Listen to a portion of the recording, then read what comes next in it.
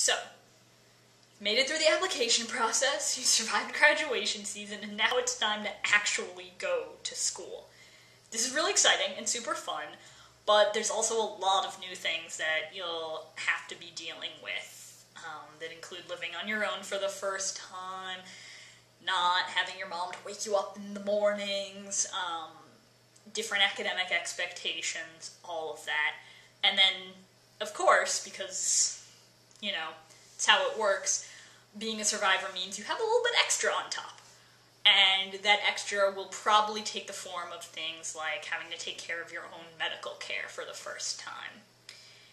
And sometimes it can feel like a lot. Sometimes it can feel like a really huge burden that you have to make phone calls and schedule doctor's appointments and squeeze your follow-up care in and around your college breaks. And that can be really frustrating, and especially when you're sort of acutely aware that your peers at school aren't doing that kind of thing. And I don't have a lot of advice for that other than one time when I was feeling really frustrated and upset that I had to do all this other junk that my friends didn't have to. I texted one of my friends from camp, who's also a transplant survivor, and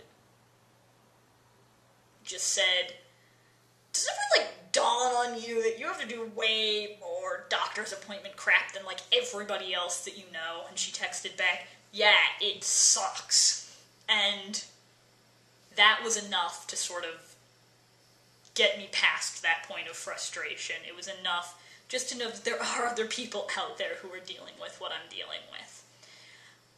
My other quick piece of advice on the medical front is practice. So, before you actually leave for school, make some phone calls to doctors and whatnot.